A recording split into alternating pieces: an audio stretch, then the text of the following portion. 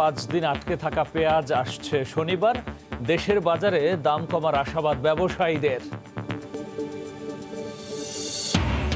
Gas line স্থাপনের আগেই শেষ হয় নারায়ণগঞ্জ তল্লা মসজিদের পাইলিং ও ভবনের কাজ, দাবি কমিটি ও এলাকাবাসীর।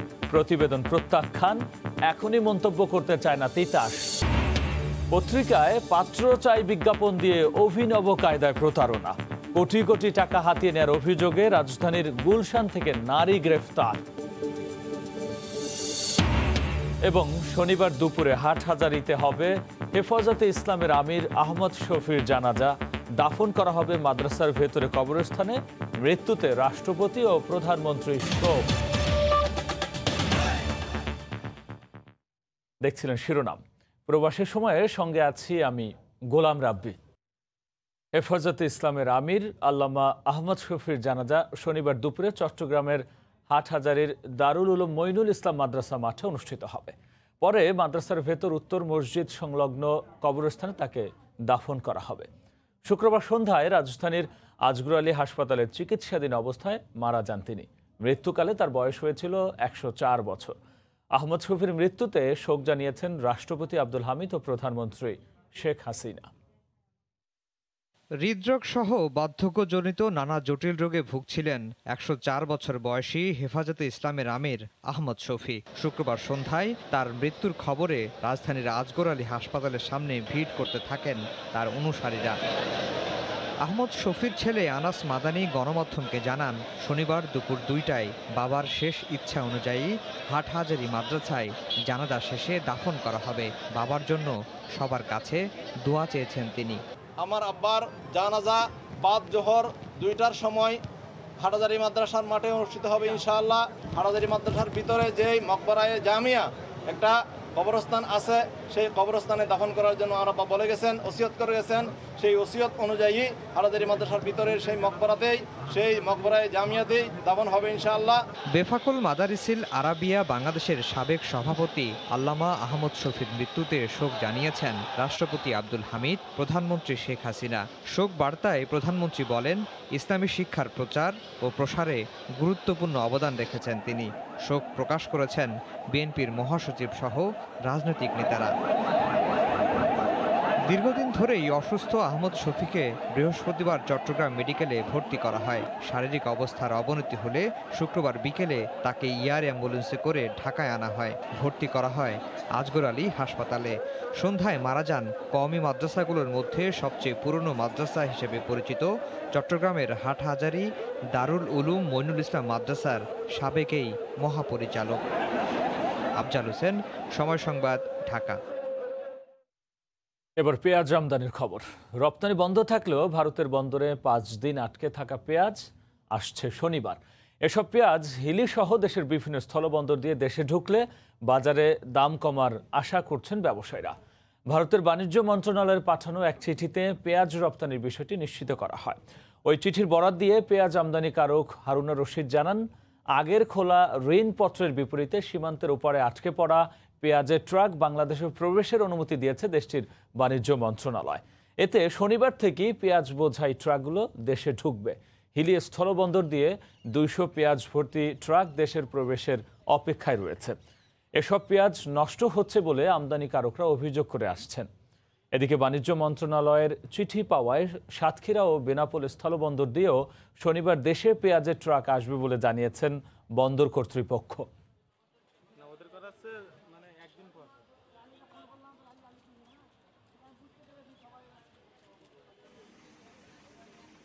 রাত 9টার পরে আমরা একটি নোটিফিকেশন পেয়েছি ভারতের সরকারের যে বাংলাদেশে তারা এক্সপোর্ট করবে পেঁয়াজ। কিন্তু গত রবিবারে যে টেন্ডারটি হয়েছে, সেই টেন্ডারের এগনেস্টে যে পেঁয়াজগুলো আছে সেটাই শুধু এক্সপোর্ট করবে। কিন্তু আমরা সেটাতে নারাজ হয়েছি। আমরা ভারতীয় সরকার তথা এক্সপোর্টারদের জানিয়ে দিয়েছি, শুধু সেইটা এক্সপোর্ট করলেই হবে না। আমাদের যেই পণ্যগুলো, প্রত্যেকটি পেঁয়াজ যেগুলো দাঁড়িয়ে রয়েছে ট্রাকগুলো, প্রত্যেকটি ট্রাক বাংলাদেশে এক্সপোর্ট করতে হবে। যেগুলো এলসি দিয়েছে, এলসির এগনেস্টে প্রতি টন পেঁয়াজ আমাদের বাংলাদেশে এক্সপোর্ট করতে হবে। এটা আমরা দাবি জানিয়েছি। এদিকে ঘোষণা দেয়া হলো, বাড়তি দাম রাখলে সেসব ব্যবসায়ীর তথ্য প্রশাসনের কাছে পাঠিয়ে ব্যবস্থা নেওয়া হবে। তবে দাম বাড়ানোর পুরো দায় ভোক্তাদের ওপর চাপিয়ে শেষ হলো ঢাকা মহানগর দোকান মালিক সমিতির সভা। ক্ষুব্ধ আড়তদারদের দাবি, বাজারে নয় অভিযান পরিচালনা করতে হবে শ্যামবাজার, পাবনা ও ফরিদপুর সহ মোকামগুলোতে। ব্যানারে লেখা পেঁয়াজের দাম স্থিতিশীল রাখার লক্ষ্যে আড়তদার, আমদানিকারক ও খুচরা বিক্রেতাদের নিয়ে মতবিনিময় সভা। তবে বক্তব্যে পেঁয়াজের দাম বাড়ার পুরো দায় চাপানো হলো ক্রেতাদের ওপর। কারণ বাজারের চাহিদা কতটুকু, এতটুকু মাল কিন্তু আসছে। আর আপনি আর আমি কি করছি, আমার 2 কেজি দরকার, আমরা কিনে ফেলতে গেছি 10 কেজি। আপনি যদি আমার 200 টাকার জিনিস 300 টাকা দেন, তা আমি নিতে অসুবিধা কোথায়?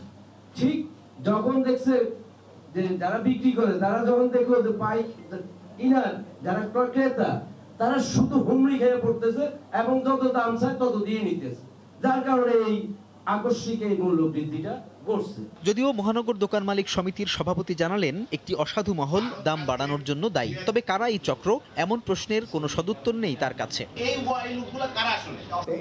এই ব্যাপারে আমার মনে হয় স্পষ্ট একটা ব্যাখ্যা দিতে পারবেন আমাদের আমদানিকারক ফারুক সাহেব। এদিকে সভা শেষে ভ্রাম্যমাণ আদালতের অভিযানে জরিমানার শিকার ক্ষুব্ধ এক আড়তদার স্বীকার করেন, প্রথম 2 দিন দাম বাড়ায় ঢাকার ব্যবসায়ীরাই, পরে খবর পৌঁছে যায় পুরো দেশে।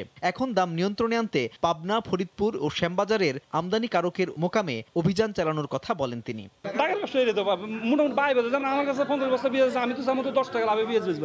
দ্বিতীয় দিন আমরা কিনে নিচ্ছি বেশি দামে, আমরা পাবনার থেকে আনছি, ফরিদপুর থেকে আনছি, কিনে বেশি আমগো ভোক্তা অধিকারের যে আরভিন ওনারা আমি কইছি, আমরা যদি অভিযান চালাই আমরা হিনে চালাই। এদিকে শুক্রবার সকালে পেঁয়াজের বাজার মূল্য স্থিতিশীল করতে রাজধানীর 3টি বাজারে অভিযান চালিয়ে 5 ব্যবসায়ীকে জরিমানা করেছে জাতীয় ভোক্তা অধিকার সংরক্ষণ অধিদপ্তর। সাজিদ রাজু, সময় সংবাদ, ঢাকা। নারায়ণগঞ্জের তল্লায় মসজিদে বিস্ফোরণের ঘটনায় তিতাসের তদন্ত প্রতিবেদন প্রত্যাখ্যান করেছেন কমিটির সভাপতি ও স্থানীয়রা। তাদের দাবি, গ্যাস লাইন স্থাপনের আগেই শেষ হয় ওই মসজিদের পাইলিং ও ভবন নির্মাণের কাজ। দেয়ালের পাশ দিয়ে যাওয়া লাইনের লিকেজ দিয়েই মসজিদে গ্যাস ঢোকে। তবে এসব অভিযোগের পরিপ্রেক্ষিতে তিতাস কোনো বক্তব্য দেয়নি। নারায়ণগঞ্জ থেকে রাশেদ বাপ্পি রিপোর্ট, ক্যামেরায় ছিলেন খলিলুর রহমান। নারায়ণগঞ্জের তল্লায় বাইতুস সালাত জামে মসজিদে বিস্ফোরণের পর গ্যাস লাইন মেরামত করতে আসে তিতাস।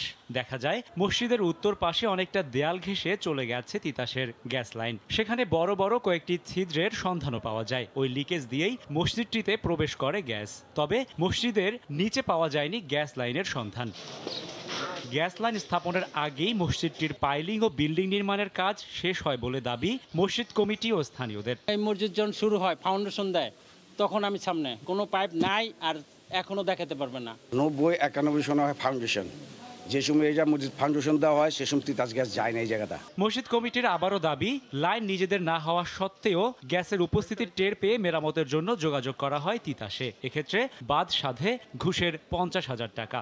আপনাদের কোনো লাইন ছিল না? আমাদের মসজিদের কোনো লাইন ছিল না, পাইপটা পুরাপুরি অবস্থায় পড়ে রয়েছে অনেক বছর ধরে, লিকেজ হইয়া এটা মসজিদের ভিতর প্রবেশ করছে। এদিকে তিতাসের দাবিকৃত টাকা তুলতে মসজিদে ঘোষণা দেয়া হলে অনেকে চাঁদাও দেন। ঘটনার দায় তিতাসের দাবি করে ন্যায্য বিচারের প্রত্যাশা এলাকাবাসীর। জুম্মার সময় আমাদের সেক্রেটারি সাহেব বলছে 50,000 টাকা লাগবে, তো আপনারা যে যা পারেন কিছু সহযোগিতা করেন। আতুরে বলছে যে আমি 1000 টাকা দিব, শনিবার দিন সকালবেলা সেক্রেটারি যাতে আমি 1000 টাকা দিচ্ছি। মসজিদ কমিটির এই জায়গাতে অবহেলা থাকলে তো মসজিদ কমিটির মানুষ মারা যেত না। আমার বাবা মসজিদ কমিটির একজন উপদেষ্টা ছিল। তিতাস বাঁচার জন্য মসজিদ কমিটির উপর দোষ দিতে আছে। এলাকাবাসীর দাবির বিষয়ে প্রশ্ন করা হলে কোনো মন্তব্য করতে রাজি হয়নি তিতাসের গঠিত তদন্ত দল। তবে তদন্ত প্রতিবেদনকে দায়সারা মন্তব্য করে বিশেষজ্ঞরা বলছেন, এমন রিপোর্টের নেতিবাচক প্রভাব পড়বে গ্রাহকদের মাঝে। আমি যে এটা এখন বলাটা ঠিক হবে না, আমি আগে জেনে নেই ওনারা কি বলতেছে, তারপরে আমার কমিটির সাথে বসে আমি কথা বলবো না। তদন্ত রিপোর্ট সরকারের ভাবমূর্তি ক্ষুণ্ণ করেছে। যারা নিহত হয়েছে তাদের প্রতি একটা ভয়ানক রকমের অসম্মান প্রদর্শন হয়েছে। যারা এই তদন্ত করেছে তাদেরকেও এটা অভিযোগের দায়ে অভিযুক্ত করা এবং বিচারের আওতায় আনা উচিত। দুর্ঘটনার 13 দিনের মাথায় গতকাল বৃহস্পতিবার তিতাস ও জেলা প্রশাসক তদন্ত প্রতিবেদন জমা দেয়। ফায়ার সার্ভিসের প্রতিবেদন আগামী রোববার দেওয়ার কথা রয়েছে। ভয়াবহ এই দুর্ঘটনার পর থেকেই পক্ষে বিপক্ষে চলছে অভিযোগ পাল্টা অভিযোগ, কাদা ছোড়াছুড়ি। তবে একথা সত্য যে ভবিষ্যতে এমন দুর্ঘটনা ও প্রাণহানি প্রতিরোধে সেবা সংস্থাগুলোর নজরদারি যেমন জরুরি, ঠিক তেমনি জরুরি গ্রাহকদের সচেতনতাও। রাশেদ বাপ্পি, সময় সংবাদ, নারায়ণগঞ্জ। পত্রিকায় পাত্র চাই বিজ্ঞাপন দিয়ে অভিনব কায়দায় প্রতারণার মাধ্যমে কোটি কোটি টাকা হাতিয়ে নেওয়ার অভিযোগে এক নারীকে গ্রেফতার করেছে সিআইডি। প্রাথমিক অনুসন্ধানে সাদিয়া জান্নাত নামের ওই নারীর ২০ কোটি টাকার সম্পত্তির হদিস পেয়েছে সিআইডি। তাকে ২ দিনের রিমান্ড দিয়েছেন আদালত। ক্যামেরার সামনে মুখ লুকানোর চেষ্টা করছিলেন এতদিন পত্রিকায় পাত্র চাই বিজ্ঞাপন দিয়ে অভিনব কায়দায় প্রতারণা করে আসা এই নারী। কানাডার সিটিজেন পাত্রের জন্য পাত্র চাই বলে বড় বড় পত্রিকায় বিজ্ঞাপন দেখে আগ্রহীদের ফোন কল, এরপর থেকেই নিয়মিত যোগাযোগ।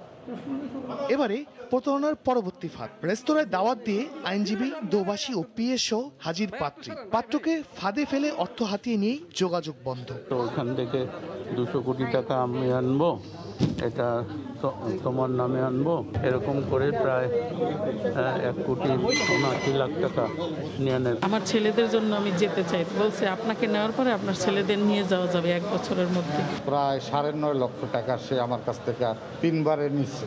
10 বছরে বেশ কয়েকজনের সঙ্গে প্রতারণা করে হাতিয়ে নিয়েছেন কোটি কোটি টাকা। প্রতারিতদের অভিযোগের ভিত্তিতে প্রতারক সাদিয়া জান্নাতকে গ্রেফতারের পর উঠে আসে মূল কাহিনী। সিআইডি জানায় সাদিয়া জান্নাতের মূল বাড়ি কুমিল্লার দেবিদ্বারে। প্রাথমিক অনুসন্ধানে প্রতারণার মাধ্যমে জান্নাতের 20 কোটি টাকার সম্পত্তির হদিস পেয়েছে তারা। 20 থেকে 25 কোটি টাকার উপরে বিভিন্নভাবে তারা হাতিয়ে নিয়েছে এবং আমরা তাদের ব্যাংক অ্যাকাউন্টে ইভেনে যেদিন আমরা গ্রেফতার করলাম সেই দিনও 40 লাখ টাকা ব্যাংকে এফডিআর করেছেন। তো এই সম্পূর্ণ টাকাটাই কিন্তু প্রতারণার মাধ্যমে অবৈধ উপায়ে উপার্জিত। সাদিয়াকে রিমান্ডে এনে জিজ্ঞাসাবাদে প্রতারণা সম্পর্কে আরো তথ্য পাওয়া যাবে বলে জানায় সিআইডি। শাহরিয়ার জামান দ্বীপ, সময় সংবাদ, ঢাকা। কেরানীগঞ্জে রাস্তার পাশে বাজারের ব্যাগের ভেতর থেকে একদিনের মেয়ে নবজাতককে উদ্ধার করেছে পুলিশ। পরে তাকে ঢাকা মেডিকেলে ভর্তি করা হয়। শিশুটি সুস্থ আছে বলে জানিয়েছেন চিকিৎসক। ফুটফুটে এই শিশুটিকে পাওয়া যায় রাস্তার পাশে কাপড়ে মোড়ানো অবস্থায়। কেরানীগঞ্জের ব্রাহ্মণ কিত্তা বাজারের সড়কের পাশে শুক্রবার বাজারের ব্যাগ নড়াচড়া করতে দেখেন এলাকাবাসী। ব্যাগের মুখ খুলতেই দেখা যায় শিশুটিকে। এরপর পুলিশকে খবর দেন স্থানীয়রা। পুলিশ ঘটনাস্থলে গিয়ে তাকে উদ্ধার করে। কোনো অভিভাবক না পাওয়ায় মেয়ে নবজাতককে ভর্তি করা হয় ঢাকা মেডিকেলে।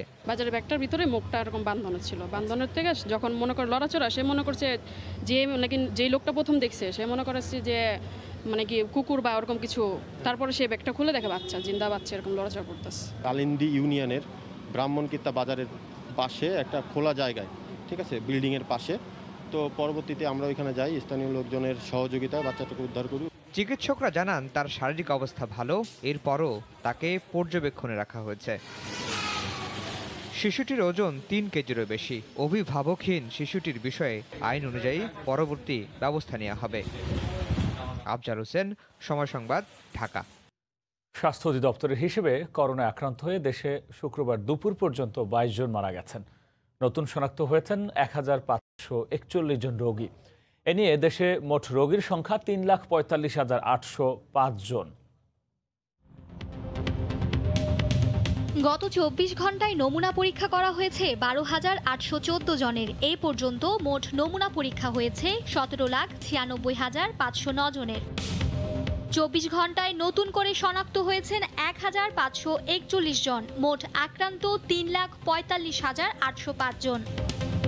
24 ঘন্টায় মারা গেছেন 22 জন। এ পর্যন্ত করোনা আক্রান্ত হয়ে মারা গেলেন 4,881 জন।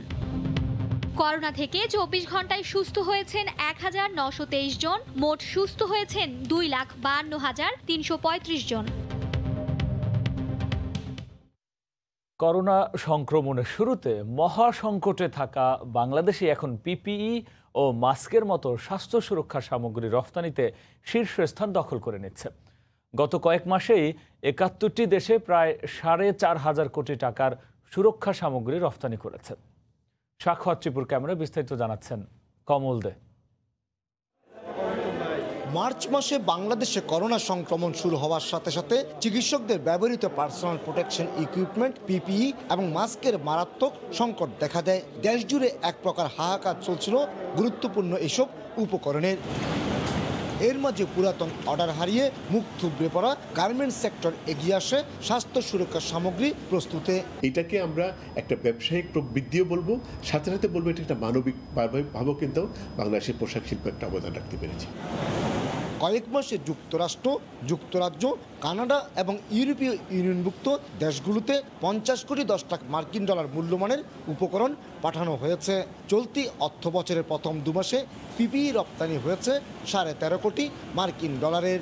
আমেরিকা, ইউরোপিয়ান কান্ট্রি, ব্রাজিল আরও অনেক দেশ থেকে প্রচুর অর্ডার আসতেছে। ব্যবসায়ীদের মতে করোনা সংক্রমণ শুরু হওয়ার পর বাংলাদেশ থেকে শুধুমাত্র পিপিই এবং অ্যাপ্রন ও গাউন রপ্তানি হয়েছে 35 কোটি 15 লাখ মার্কিন ডলারের। আমাদের হাতে কোনো কাজ নেই, সেই সময়ে আমরা এই স্বাস্থ্য সামগ্রী যে অর্ডার পেয়েছি বা আমরা এক্সপোর্ট করেছি, সেটা আমাদের জন্য বাংলাদেশের অর্থনীতির জন্য বিশাল এবং গার্মেন্টস সেক্টরের জন্য বিশাল উপকৃত হয়েছে। আন্তর্জাতিক বাজারে চাহিদা বাড়তে থাকায় এসব পণ্য তৈরির স্বতন্ত্র ইউনিট গড়ে তুলেছেন গার্মেন্টস ব্যবসায়ীরা। সংকট কাটিয়ে এখন বাংলাদেশ এই স্বাস্থ্য সুরক্ষা সামগ্রী বিশ্বজুড়ে রপ্তানি করছে। কমল দে, সময় সংবাদ, চট্টগ্রাম।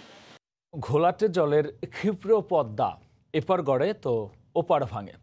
ভাঙা গড়ার এই খেলায় দিকহারা বিএডব্লিউটিএ। নতুন নতুন চ্যানেল তৈরি করেও সচল রাখতে পারছে না শিমুলিয়া কাঁঠালবাড়ি নৌরুট। ভাঙন আর নাব্য সংকটে শেষ পর্যন্ত পুরোপুরি বন্ধই হয়ে যাচ্ছে প্রায় 1 দশক ধরে চালু থাকা এই রুটটি। বাবুল হোসেনের ক্যামেরায় মাহমুদ রাকিবের রিপোর্ট। বলা হয়ে থাকে ভয়ঙ্কর অ্যামাজনের পরই সবচেয়ে স্রোতস্বিনীয় ক্ষিপ্র নদী হলো পদ্মা। কখন ভাঙবে আর কখন গড়বে এ নদী নিয়ে তা ধারণা করা অসম্ভব। নদীপথ সংরক্ষণের দায়িত্বে থাকা সংস্থাগুলো বলছে, একদিকে উজানের পানির সঙ্গে নেমে আসা প্রচণ্ড পলি ও এসব চর থেকে পড়া বালুর কারণে শত ড্রেজিং করেও নাব্য সংকট কোনোভাবেই বন্ধ করা যাচ্ছে না। স্যাটেলাইট ইমেজে দেখা যায় 10 বছর আগে পদ্মা সেতুর জন্য নির্ধারিত জায়গায় নদী বিশাল প্রশস্ত থাকলেও চর পড়ে এখন তা শুরু হয়ে গেছে। আবার শিমুলিয়া কাঁঠালবাড়ি রুটের উজানে বিশাল চর ভেঙে নদীকে প্রশস্ত করেছে। গবেষকরা বলছেন, পদ্মার উজানের 20 কিলোমিটার ভাঙনের সব পলি শিমুলিয়া কাঁঠালবাড়ি রুটে জমায় ড্রেজিংয়ে সফলতা আসছে না। আমরা যে জায়গাটায় দাঁড়িয়েছিলাম 2010 সালে, এই জায়গাটায় এই চরটা ছিল না। এখন আবার ভাঙতে ভাঙতে এটা প্রায় আবার 3-4 কিলোমিটার ভিতরে চলে আসলো। বিএডব্লিউটিএ বলছে, চালু থাকা লৌহজং, বিকল্প ও চায়না 3টি চ্যানেলই আর সেভাবে চালু করা হয়তো সম্ভব হবে না। তাই চরচন্দ্রা হাজরা নামের একটি চর কেটে অক্টোবর মাসের আগেই নতুন একটি চ্যানেল চালুর কাজ চলছে। আমরা আশা করতেছি যে 15 থেকে 20 দিন সময় লাগবে, এটা ফুললি একটা নতুন চ্যানেল হবে। হাজরা চ্যানেল চালু হলে পদ্মা সেতু পুরোপুরি ঝুঁকিমুক্ত থাকবে বলে জানায় সংস্থাটির প্রধান। এখানে সরাসরি 90 ডিগ্রিতে আপনি পদ্মা সেতু ক্রস করতে পারছেন, সুতরাং ওই পদ্মা সেতুর উপর পিলারের সাথে ধাক্কা খাওয়ার ঝুঁকিটা থাকছে না। তবে পদ্মা সেতু চালুর আগে এ রুটের যাত্রীদের ভোগান্তি পুরোপুরি কাটবে না বলে মনে করেন তারা। মাহমুদ রাকিব, সময় সংবাদ, মুন্সিগঞ্জ। এদিকে কুড়িগ্রামের ধরলা নদীর ভাঙন ঠেকাতে না পেরে বিদ্যালয় ভবন নিলামে বিক্রি করে দিতে বাধ্য হলেন কর্তৃপক্ষ। 2 দফার বন্যার ধকল কাটিয়ে ওঠার আগেই আবারও পানিবন্দী সদরের কয়েকটি এলাকার মানুষ। টানা বৃষ্টি আর উজানের ঢলে প্লাবিত সদর উপজেলার 1/2 গ্রাম। কুড়িগ্রাম প্রতিনিধি মমিনুল ইসলাম মঞ্জুর পাঠানো তথ্য, ছবি নিয়ে রিপোর্ট। কুড়িগ্রাম সদরের মোগলবাসা ইউনিয়নের চর কৃষ্ণপুর সরকারি প্রাথমিক বিদ্যালয়। ধরলা নদীর পানি বেড়ে ভাঙনের কবলে পড়েছে এটি। ভবনটি বাঁচাতে না পেরে উপজেলা নির্বাহী কর্মকর্তার উপস্থিতিতে নিলামে 33,040 টাকায় বিক্রি করে বিদ্যালয় কমিটি। ফলে এখানকার ছেলে মেয়েদের লেখাপড়া অনিশ্চিত হয়ে পড়েছে বলে জানালেন এলাকাবাসী। স্কুলটা ভেঙে গেল এবং আমাদের এলাকায় অনেক জমি নিচু তলিয়ে গেছে। এখন ছাত্রছাত্রী কোথায় পড়াশোনা করবে একটু খুব চিন্তায় আছি আমরা। এদিকে 2 দফা বন্যার রেশ কাটতে না কাটতেই আবারও তলিয়ে গেছে মোগলবাসা ইউনিয়নের চর সিতাইঝাড় ও চর কৃষ্ণপুর এবং পাঁচগাছি ইউনিয়নের কদমতলা গ্রাম। পরিবার পরিজন নিয়ে মানবেত জীবনযাপন করছেন গ্রামবাসী। ভিডিওর মধ্যে বাড়ি, তাতে একটা ভিডিও, অনেক ছাপড়া তুলি ছোয়া পোয়া নিয়ে গরু বেসন নিয়ে আসি। খাওয়ার কষ্ট, বাড়ি থাকা যায় না, পানির বাতা আছে। বন্যা কবলিত এলাকাগুলো সম্পর্কে বিস্তারিত তথ্য সংগ্রহ করা হচ্ছে বলে জানালেন প্রশাসনের কর্মকর্তা। ধরলা নদীর অববাহিকায় আমাদের 4টা ইউনিয়ন মোটামুটি ভালো ক্ষতিগ্রস্ত হয়েছে। আমরা প্রাথমিকভাবে ক্ষতির পরিমাপ নেওয়ার চেষ্টা করছি, তারপরে পরবর্তী প্রয়োজনীয় যে ব্যবস্থাগুলো সেগুলো আমরা নেব। ধরলা নদীর পানি বেড়ে কুড়িগ্রামে সদর উপজেলার 1/2 গ্রাম প্লাবিত হয়েছে। পানিবন্দী হয়ে পড়েছেন প্রায় 3,000 পরিবারের 15,000-এর মতো মানুষ। সময় সংবাদ, কুড়িগ্রাম। টানা কয়েকদিনের বৃষ্টিতে পানিবন্দী হয়ে চরম দুর্ভোগে রংপুরের গঙ্গা চড়ার 5 শতাধিক পরিবার। ভেসে গেছে শতাধিক পুকুরের মাছ। পানি নিষ্কাশনের ব্যবস্থা না থাকায় 200 বিঘারও বেশি জমি অনাবাদি পড়ে আছে। তবে ক্ষতিগ্রস্তদের সহায়তার আশ্বাস দিয়েছেন জেলা প্রশাসক। হেদায়েতুল ইসলাম বাবু রিপোর্ট। রংপুরের গঙ্গাচড়ার বাবুপাড়ায় এ কোনো বন্যার দৃশ্য নয়। কয়েকদিনের বৃষ্টিতে তলিয়ে গেছে রাস্তাঘাট। কোলকন্দ ইউনিয়নের বাবুপাড়া, মিয়াজিপাড়া, বটতলা, ঘন্টারি, মটের পর এলাকা ডুবে আছে পানিতে। খুব কষ্টে আছি, বেশ তো এক সপ্তাহ ধরে এরকম অবস্থা। খাওয়া দাওয়ার খুব অভাব পড়েছে। বাড়িঘরও দেখেন, বাড়িঘরও অবস্থা খারাপ। গরু বাছু এগুলো মাইসের গয় আর গরম হচ্ছে আর কিছু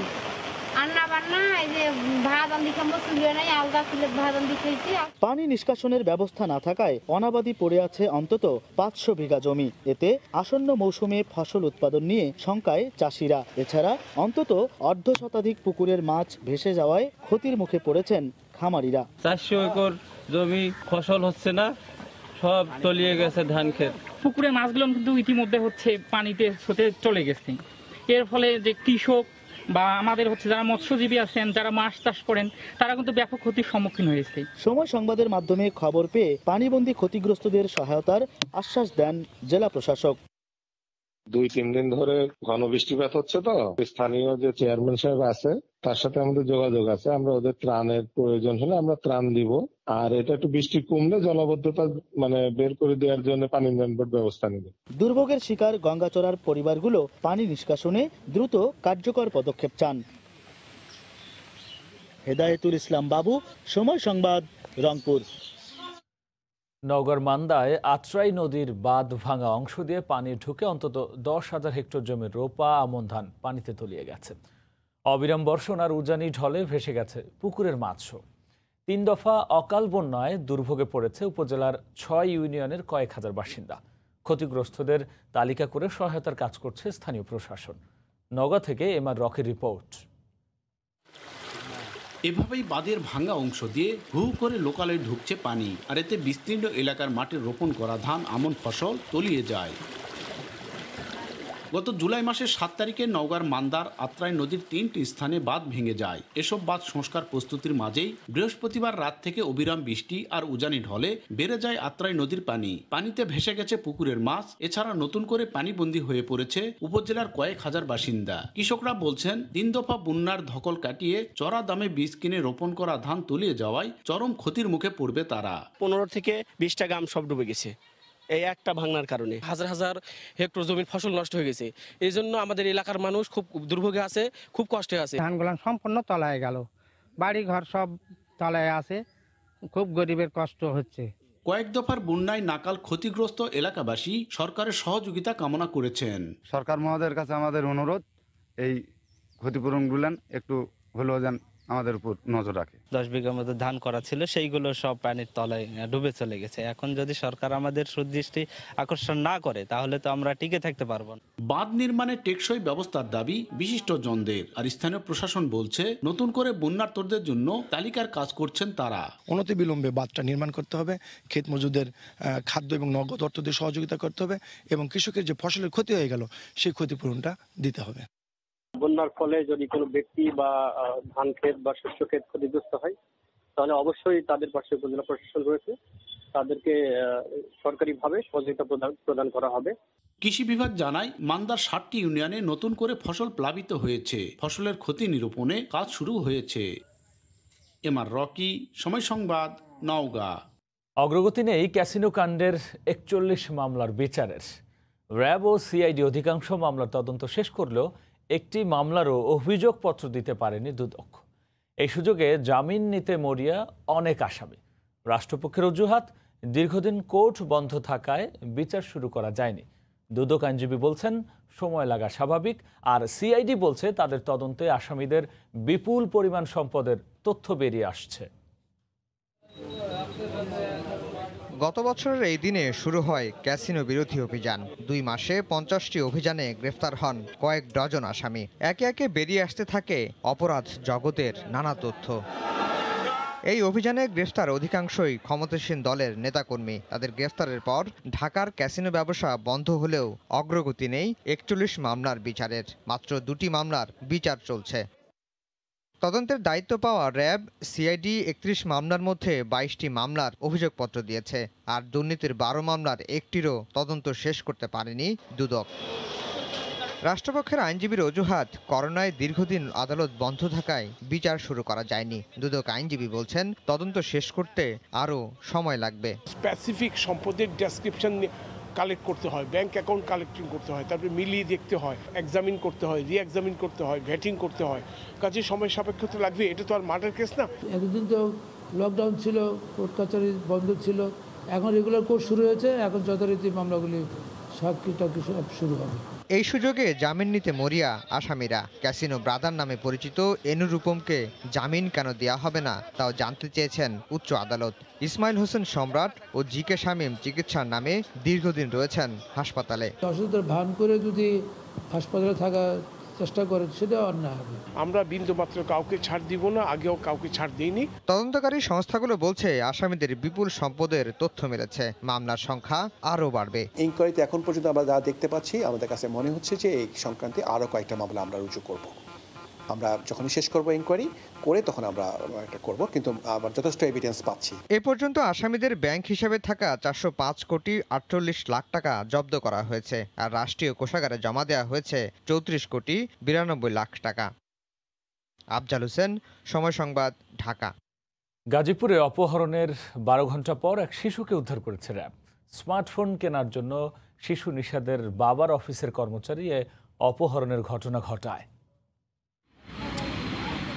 ৩ বছর বয়সী নিশাদ বাবু পুরো একটি দিন পরিবার ছাড়া। বৃহস্পতিবার সকালে আউটপাড়ার বাসা থেকে চকলেটের লোভ দেখিয়ে অপহরণ করা হয় নিশাদকে। পরে তার বাবার মুঠোফোনে বার্তা পাঠিয়ে মুক্তিপণ চায় অপহরণকারী। এই বার্তার সূত্র ধরেই ঢাকাসহ বিভিন্ন জায়গায় অভিযান চালিয়ে রাতেই চন্দ্রা থেকে শিশুটিকে উদ্ধার ও অপহরণকারীকে গ্রেপ্তার করা হয়। একমাত্র সন্তানকে ফিরে পেয়ে আত্মহারা বাবা মা। একটা চকলেট ওরা ছিঁড়ে দিছি, খাইছে, আরেকটা চকলেটও ছিঁড়ে ফেলছে, ওইটা আমি ফ্রিজে রাখতে দিছি।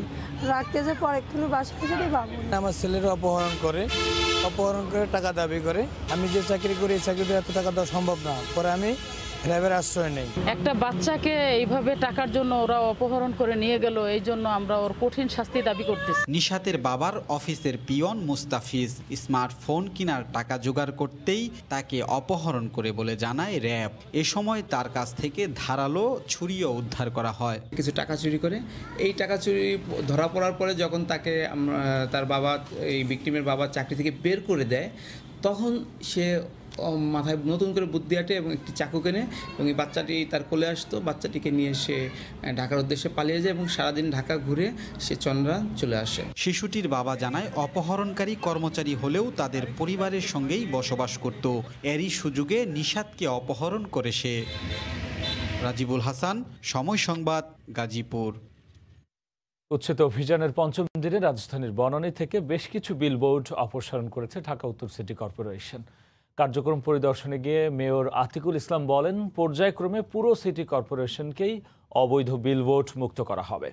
শুক্রবার সকাল 10:30টার দিকে বনানী 11 নম্বর সড়ক থেকে এই উচ্ছেদ অভিযান শুরু হয়। প্রথমে একটি বেসরকারি বিশ্ববিদ্যালয় ও বেসরকারি হাসপাতালের বড় দুটি বিলবোর্ড গুড়িয়ে দেয়া হয়। উচ্ছেদ অভিযান পরিদর্শনে গিয়ে ঢাকা উত্তর সিটি কর্পোরেশনের মেয়র বলেন, শহরে কোনো অবৈধ বিলবোর্ড থাকতে দেয়া হবে না। যত বড় প্রভাবশালী প্রতিষ্ঠানই হোক, অবৈধ স্থাপনার জন্য কাউকেই ছাড় দেওয়া হবে না। শুধু বিলবোর্ডই নয়, সাইনবোর্ড, এলইডি সহ নানা অবৈধ প্রচারণা সামগ্রী উচ্ছেদ করে সিটি কর্পোরেশন।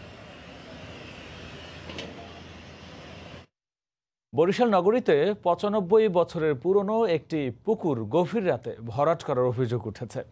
আর এতে পানির সংকটে ভোগান্তিতে পড়েছেন মসজিদের মুসল্লি, স্কুল ও মাদ্রাসার শিক্ষার্থী সহ কয়েক হাজার মানুষ। এলাকার বাসিন্দারা পুকুর ভরাট বন্ধ করার দাবিতে আন্দোলন করছেন। জেলা প্রশাসক এ ব্যাপারে প্রয়োজনীয় পদক্ষেপ গ্রহণের আশ্বাস দেন। মাহমুদুন নবীর তোলা ছবি ও ফিরদাউস সোহাগের পাঠানো তথ্য নিয়ে রিপোর্ট। বরিশাল নগরীর ভাটিখানা প্রধান সড়কের পাশে 95 বছরের পুরনো পুকুর। বছরের পর বছর ধরে অজু, গোসল সহ নানা কাজে যার পানি ব্যবহার করছেন পুকুর সংলগ্ন মসজিদের মুসল্লি, স্কুল ও মাদ্রাসার শিক্ষার্থী সহ স্থানীয় বাসিন্দারা। গত 16 সেপ্টেম্বর পুকুরটির মাছ ধরা হয়। পরদিন রাতের আধারে ট্রাক ভর্তি বালি ফেলে পুকুরটি ভরাট শুরু করে মালিকপক্ষ। এতে বিপাকে পড়েছেন স্থানীয় বাসিন্দারা। প্রতিবাদে শুক্রবার বিকেলে মানববন্ধন করেন তারা। ভরাট বন্ধ করে পুনঃখননের দাবি জানিয়েছেন নদী খাল বাঁচাও আন্দোলনের নেতারাও। পুকুরটা পুকুরই থাকুক, সেটি পুকুর ভরতে দেওয়া হবে না। সবাই কিন্তু এই একটা পুষ্করিণীর উপরে নির্ভরশীল। সেক্ষেত্রে আমরা এই জীবিত থাকাকালীন এই পুষ্করিণীকে ভরতে দেব না। যদি পুকুর ভরতে হয় তাহলে মেয়রকে এখানে এই আইন কোথায় আমরা জানবো, তারপরে আমরা এই পুকুর ভরতে দেব। সকল পর্যায়ে আমরা আমাদের এই পুকুর রক্ষার জন্য তাদের কাছে দায়িত্ব করব। অনুমতি ছাড়া পুকুর ভরাট করতে দেয়া হবে না বলে জানালেন স্থানীয় জনপ্রতিনিধি। এ ব্যাপারে প্রয়োজনীয় ব্যবস্থা নেওয়ার আশ্বাস দিয়েছেন জেলা প্রশাসক। এলাকার কাউন্সিলর হিসাবে আমি জনগণের সাথে একমত এবং যাতে পুকুরটা ভরতে না পারে সেজন্য আমার প্রয়োজনীয় এবং পদক্ষেপ গ্রহণ করব। সংশ্লিষ্ট পুকুরটি যেন ভরাট করতে না পারে সেই জন্য আমাদের লোকজনকে পাঠিয়েছি। এটি আমরা ভরাট করতে দেব না। 1925 সালে আক্তারুন্নেসা সরকারি প্রাথমিক বিদ্যালয় প্রতিষ্ঠাকালে পুকুরটি খনন করা হয়। তবে ক্রয় সূত্রে এর মালিক ছিলেন মরহুম ফয়েজ আহমেদ। তার উত্তরাধিকারীরাই পুকুরটি ভরাট করছেন। সময় সংবাদ, বরিশাল। এদিকে যুক্তরাষ্ট্রের প্রেসিডেন্ট নির্বাচনে ডেমোক্র্যাট প্রার্থী জো বাইডেন মুসলিম ও অভিবাসীদের ভোট পেতে সর্বোচ্চ চেষ্টা চালিয়ে যাচ্ছেন। অন্যদিকে ট্রাম্প যথারীতি শ্বেতাঙ্গদের ওপরেই ভরসা রাখছেন। প্রচারণায় পাল্টাপাল্টি কৌশলে জমে উঠেছে নির্বাচনের মাঠ, যাতে প্রবাসী বাংলাদেশিরা অংশ নিচ্ছেন পুরো দমে। ক্যালিফোর্নিয়া থেকে লস্করন আল মামুনের রিপোর্টে বিস্তারিত। 50টি অঙ্গরাজ্যের প্রত্যেকটি অঙ্গরাজ্যতেই প্রতিদিন রিপাবলিকান এবং ডেমোক্র্যাট দুটি দলের সমর্থকরা এবং দলীয় দুই প্রার্থী প্রেসিডেন্ট ট্রাম্প এবং জো বাইডেন তারা দিনভর নিরলসভাবে প্রচারণা চালাচ্ছেন। প্রবাসী বাংলাদেশি যারা রয়েছেন তারাও কিন্তু বসে নেই, তারাও কিন্তু তাদের পছন্দের প্রার্থীকে বিজয়ী করতে বেশ প্রচারণা চালাচ্ছেন। প্রেসিডেন্ট ট্রাম্পের হাতে মার্কিন যুক্তরাষ্ট্রের কনস্টিটিউশন নিরাপদ নয় এবং মার্কিন যুক্তরাষ্ট্রের জনগণের জানমালের নিরাপত্তা এই প্রেসিডেন্টের হাতে নয়, এমনটি দাবি করছেন ডেমোক্র্যাট নেতারা।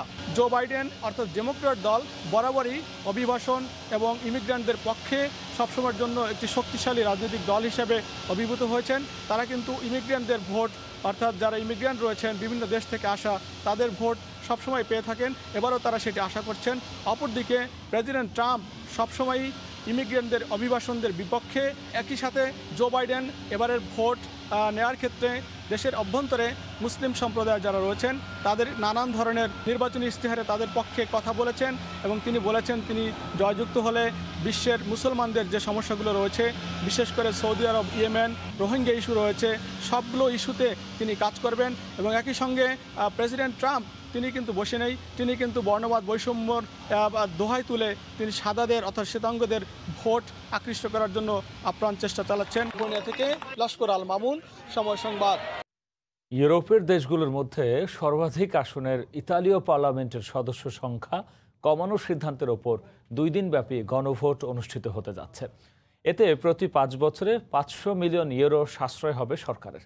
ভোটের ব্যাপারে বাংলাদেশি বংশোদ্ভূত ইতালীয় নাগরিকরাও বেশ আগ্রহী। রোম থেকে জুমনা মাহমুদের রিপোর্ট। 2 কক্ষ বিশিষ্ট ইতালির পার্লামেন্টের আসন সংখ্যা 945টি। নিম্নকক্ষ সংসদে 630 এবং সিনেটে 315টি আসন রয়েছে।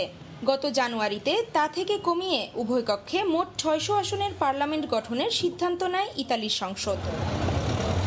সংসদে অনুমোদনের পর সাংবিধানিক বাধ্যবাধকতায় গণভোট করতে হচ্ছে ইতালিতেও। আগামী 20 ও 21 সেপ্টেম্বর 2 দিনব্যাপী এই গণভোট অনুষ্ঠিত হবে পুরো দেশে। তবে করোনার কারণে অনেক পোলিং এজেন্ট এবং পোলিং অফিসার ভোট গ্রহণে অস্বীকৃতি জানিয়ে চিঠি দিয়েছে। এক্ষেত্রে কিছুটা বিপাকে পড়েছে নির্বাচন কমিশন। এই গণভোটে বাংলাদেশি বংশোদ্ভূত ইতালির নাগরিকরাও ভোটদানে আগ্রহী। তাদের মধ্যে অনেকেই প্রথমবারের মতো ভোট দেবেন এবার। বাংলাদেশি বংশোদ্ভূত ইতালীয় নাগরিকরা সকলেই এই যে আইনটি হচ্ছে সেই আইনের পক্ষে তারা থাকবেন, কারণ এতে করে বিপুল পরিমাণ অর্থ সাশ্রয় হবে এই সরকারের। ইউরোপের ভিতর এত বড় পার্লামেন্ট আর কোনো দেশে নেই, তাই এই আইনটির পক্ষেই আমাদের সকলের ভোট দেওয়া উচিত। পার্লামেন্টের যে সদস্য সংখ্যা কমানোর পক্ষে আমরা সবাই অভিমত দিব। গত 29 মার্চ এই গণভোট অনুষ্ঠিত হবার কথা থাকলেও করোনার কারণে তা সম্ভব হয়নি। 2019 সালের 29 জুলাই আসন কমানোর প্রস্তাব করা হয় জাতীয় সংসদে। প্রস্তাবে বলা হয় 345টি আসন কমানো হলে 5 বছর মেয়াদী সংসদে 500 মিলিয়ন ইউরো সাশ্রয় হবে। বিশেষজ্ঞরা বলছেন, সংখ্যাগরিষ্ঠতার কারণে জাতীয় সংসদে এই বিলটি পাশ হয়, তবে গণভোটেও নাগরিকরা বিলটির পক্ষেই রায় দেবেন। ইতালির রোম থেকে জুমানা মাহমুদ, সময় সংবাদ। কোভিড ভয় কাটিয়ে কুয়েত ফিরছে স্বাভাবিক জীবনে। ইতোমধ্যে খুলে দেওয়া হয়েছে সুক জুমা ফ্রাইডে মার্কেট। এতে স্বস্তি ফিরেছে প্রবাসী বাংলাদেশিদের মধ্যে। কুয়েত থেকে শরীফ মোহাম্মদ মিজানুর রহমানের রিপোর্ট। সুক জুমা নামক ফ্রাইডে মার্কেটটি দীর্ঘ 5 মাস বন্ধ থাকার পর বৃহস্পতিবার থেকে শনিবার পর্যন্ত 4 দিন সকাল 9টা থেকে রাত 9টা পর্যন্ত ক্রেতাদের জন্য খুলে দেওয়া হচ্ছে। দর্শক ক্রেতাদের নিশ্চিত করার জন্য বাজার ব্যবস্থা প্রয়োজনীয় সমস্ত ব্যবস্থা গ্রহণ করেছেন সরকার। স্বাস্থ্য মন্ত্রণালয়ে দেয়া বিধিনিষেধ মেনে চলার জন্য সকল ব্যবসায়ী বিক্রেতাদের নির্দেশ দেওয়া হয়েছে। দীর্ঘদিন পরে হলো এই মার্কেটটা খুলে দিচ্ছে, আমাদের জন্য অনেক সুবিধা হয়েছে। বাংলাদেশি ভাইয়েরা ব্যবসা বাণিজ্যে যারা জড়িত আছেন তাদের মনে স্বস্তি ফিরে এসেছে এবং কুয়েতের আইনের প্রতি শ্রদ্ধা রেখে হ্যান্ড গ্লাভস, মাস্ক এবং সামাজিক দূরত্ব বজায় রেখে চলাফেরা করার জন্য কুয়েত সরকার আহ্বান জানিয়েছে। বাংলাদেশি সকল ভাই বোনদেরকে কুয়েতের আইন যথাযথভাবে মেনে চলা এবং সামাজিক দূরত্ব বজায় রাখার জন্য অনুরোধ করছি। ব্যবস্থাপনায় দর্শনার্থীদের সংখ্যা নিয়ন্ত্রণের জন্য সকল প্রবেশ পথে সিসিটিভি ক্যামেরা স্থাপন করা হয়েছে। সরকারের সময় উপযোগী ব্যবস্থা গ্রহণ করে সুক জুমা খুলে দেওয়ার জন্য প্রবাসী বাংলাদেশিরা সরকারের বৈশ্বিক প্রশাসন সাধুবাদ জানান। শরীফ মোহাম্মদ মিজানুর রহমান, সময় সংবাদ, কুয়েত। সুইডেনের করোনা পরিস্থিতি ইউরোপের অন্যান্য দেশের তুলনায় অনেক ভালো অবস্থানে রয়েছে। সুইডিশদের যুক্তরাজ্য ভ্রমণে 14 দিনের হোম কোয়ারেন্টাইনের বিধিনিষেধ তুলে নিয়েছে ব্রিটিশ সরকার। ব্রিটিশদেরও সুইডেন ভ্রমণে কোনো নিষেধাজ্ঞা নেই। দেশটির সঙ্গে ইউরোপের বিভিন্ন দেশের যোগাযোগও বৃদ্ধি পেয়েছে। সুইডেন থেকে শফিউল আলমের রিপোর্ট। কোভিড-19 লকডাউন না করা দেশ সুইডেন। দেশটির লকডাউন না করা নিয়ে দেশে বিদেশে রয়েছে আলোচনা সমালোচনা। তবে লকডাউন না করেও করোনা পরিস্থিতি নিয়ন্ত্রণে অনেকটাই সফল সুইডেন। শুরুতে প্রতিবেশী দেশগুলো সুইডিশদের ভ্রমণে নিষেধাজ্ঞা জারি করলেও আস্তে আস্তে তা শিথিল হচ্ছে। করোনা পরিস্থিতির সার্বিক উন্নতি হওয়ায় ব্রিটেন এবং ফিনল্যান্ড সুইডিশদের ভ্রমণে 14 দিনের হোম কোয়ারেন্টাইনের নিষেধাজ্ঞা তুলে নিয়েছে।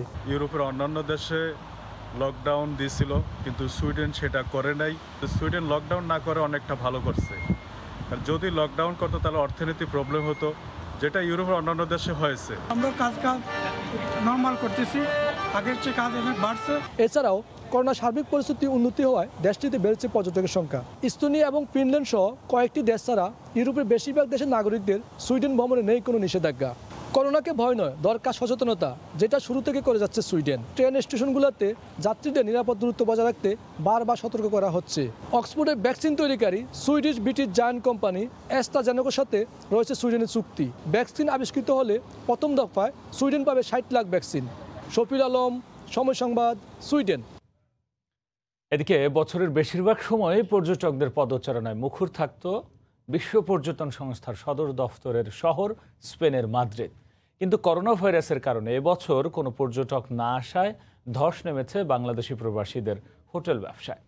আর এতে ব্যবসা প্রতিষ্ঠান টিকিয়ে রাখতে অনেকেই হিমশিম খাচ্ছেন, আবার কেউ কেউ মন্দাভাব কাটিয়ে উঠতে না পেরে বন্ধ করে দিয়েছেন ব্যবসা। স্পেন প্রতিনিধি সাইফুল আমিনের তথ্য, ছবি নিয়ে ডেস্ক রিপোর্ট।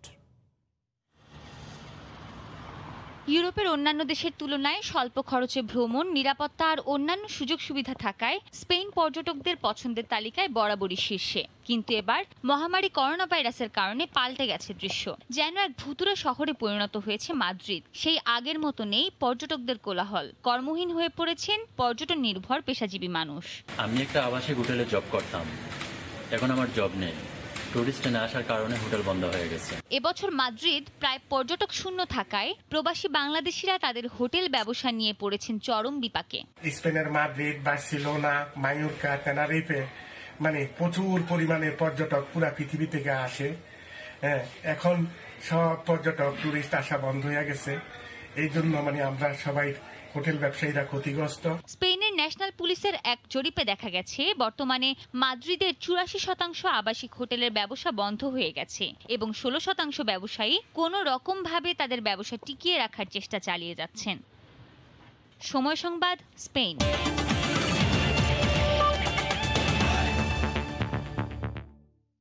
কোয়ারেন্টাইন জটিলতা কাটাতে সরাসরি শ্রীলঙ্কা না গিয়ে বাংলাদেশে আসছেন টাইগারদের 2 কিউই কোচ ক্রেইগ ম্যাকমিলান এবং ড্যানিয়েল ভেট্টোরি।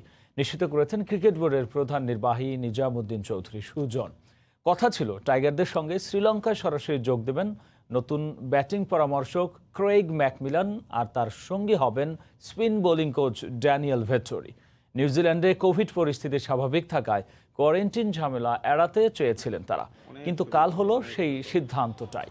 কোয়ারেন্টাইনের সময়সীমা নিয়ে জটিলতায় আটকে আছে এখন পুরো লঙ্কা সফরটাই।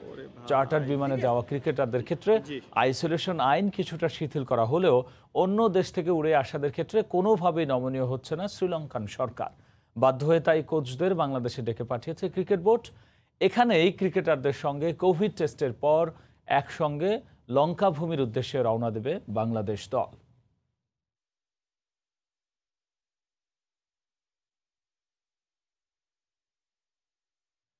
এ পর্যায়ে শীর্ষ সংবাদ জানিয়ে দিচ্ছে আরও একবার। রপ্তানি বন্ধ থাকলেও ভারতের বন্দরে 5 দিন আটকে থাকা পেঁয়াজ আসছে শনিবার। দেশের বাজারে দাম কমার আশাবাদ ব্যবসায়ীদের। গ্যাস লাইনের স্থাপনের আগেই শেষ হয় নারায়ণগঞ্জ তল্লা মসজিদের পাইলিং ও ভবনের কাজ। দাবি কমিটি ও এলাকাবাসীর, প্রতিবেদন প্রত্যাখ্যান। এখনই মন্তব্য করতে চায় না তিতাস। পত্রিকায় পাত্র চাই বিজ্ঞাপন দিয়ে অভিনব কায়দায় প্রতারণা। কোটি কোটি টাকা হাতিয়ে নেওয়ার অভিযোগে রাজধানী গুলশান থেকে নারী গ্রেফতার। এবং শনিবার দুপুরে হাটহাজারীতে হবে হেফাজতে ইসলামের আমির আহমদ শফির জানাজা। দাফন হবে মাদ্রাসার ভেতরে কবরস্থানে। মৃত্যুতে রাষ্ট্রপতি ও প্রধানমন্ত্রীর শোক। এ ছিল প্রবাসের সময়। সঙ্গে থাকুন সময়।